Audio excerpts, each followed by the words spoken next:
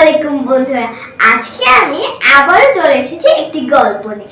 এটিও আমার পাঠ্য বইয়েরই। তো গল্পটির নাম বাঘ খেকো শিয়ালের ছানা। একটা শিয়াল ছিল, শিয়ালের 3টি বাচ্চা ছিল, কিন্তু তারা কোনো গর্ত খুঁজে পাচ্ছিল না। এখন তারা অনেক খোঁজাখুঁজি করে একটা গর্ত পেল, কিন্তু শিয়ালিনী দেখলো গর্তের পাশে বাঘের পায়ের ছাপ। তখন সে শিয়ালকে বলল, ওগো, এটা তো বাঘের গর্ত। তখন বললো, আর তো কোনো গর্ত খুঁজে পাওয়া যাচ্ছে না, এটাতেই থাকতে হবে। তখন যদি বাঘ চলে আসে, তখন বলে, আচ্ছা, যখন বাঘ চলে আসবে তখন আমি বলবো, খোকেরা কাঁদছে কেন? তুমি তখন বলবে যে খুব করে চিমটি কাটবে, তারপর বলবে যে ওরা বাঘ খেতে যায়, তাহলে হয়ে যাবে। শিয়ালিনী এটা শুনে বলে, আচ্ছা ঠিক আছে ঢুকো। এরপরে তারা বেশ কয়েকদিন ওখানে থাকে। পরে একদিন দেখে বাঘ চলে এসেছে। তখন শিয়ালিনী গিয়ে তার বিড়াল ছানাগুলোকে খুব জোরে জোরে চিমটি কাটতে লাগলো। শিয়ালের বিড়াল ছানাগুলো কাটতে শুরু করে দিল। তখন শিয়াল বিচ্ছিরি মোটা সুরে বলল, খোকারা কাঁদছে কেন? তখন শিয়ালিনী মোটা বিচ্ছিরি সুরে বলতে লাগলো, ওরা বাঘ খেতে যায়। বাঘ শুনে তো হতবাক হয়ে গেল যে আমার গর্তের মধ্যে কি না ঢুকে আসে যে ওদের খোকারা বাঘ খেতে যাচ্ছে। তখন সে দাঁড়িয়ে গেল।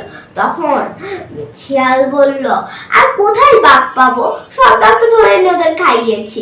তখন শিয়ালিনী বলল, না, হবে না, একটা পারো কিভাবে, একটা বাঘ নিয়ে আসো। তখন বললো, ওই যে একটা বাঘ দেখা যাচ্ছে, আমার ঝটাং দাদা বটাং করে দেয়। তখন শিয়াল দেখে যে বাঘ সঙ্গে সঙ্গে এই ভতাং আর ঝপাং শুনে ভয়ে দিছে তো সব, কিন্তু শিয়ালের ফাঁকি। সে এমন জোরে দৌড়াচ্ছে, এক গাছে ছিল এক বানর, সে দেখতে পেল বাঘ এত জোরে দৌড়াচ্ছে। সে ভাবলো, কি ব্যাপার, বাঘ তো কখনো এমনি দৌড়ায় না, কোনো বিপদ কিছু হয়েছে, তার জন্যই মনে হয় এমন করে দৌড়াচ্ছে। তখন বানর বলল, বাঘ ভাই এমন করে ছুটছো কেন তুমি? তখন বলে বাঘ, সাধে কি ছুটছি, সাধে কি পালাচ্ছি? তুমি যদি থাকতে তাহলে বুঝতে। তখন বলে, এমন কি হয়েছে তুমি এখান থেকে দৌড়িয়ে দৌড়ে পালাচ্ছ? সে বলে, আমাকে খেয়ে ফেলতো। তখন বলে, তোমাকে খাই, এমন জানোয়ারের কথা তো আমি কখনো শুনিনি। তখন বলে, আছে। তখন বলে, তুমি বোকা, তাই তো মিশে ভয় পাচ্ছ। আমি যদি ওখানে থাকতাম তা তোমাকে বুঝিয়ে দিতাম, ওখানে কেউ নাই।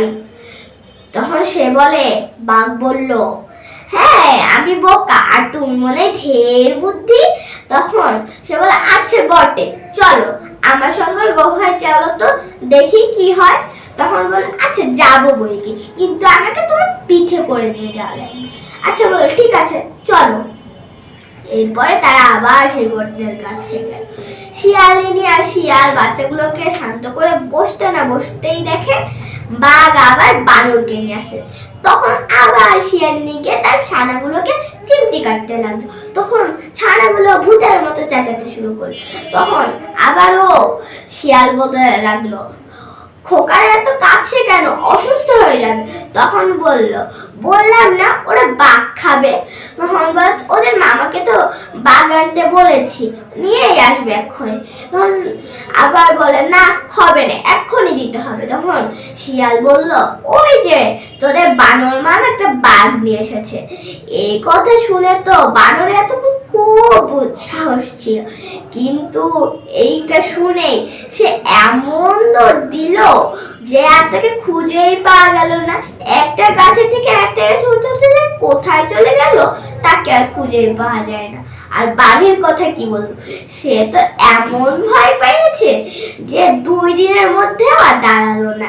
এরপরে আর কখনো শিয়ালদের কোনো সমস্যা হয়নি। এভাবেই তারা সেই গুহাতে থাকতে লাগলো। তো আপনাদের যদি আমাদের গল্পটি ভালো লেগে থাকে অবশ্যই সাবস্ক্রাইব করে দিবেন। এই গল্পটির মোরাল হচ্ছে, সবসময় শক্তি দিয়ে কিছু হওয়া যায় না, বুদ্ধিও কাজে লাগাতে হয়। ধন্যবাদ।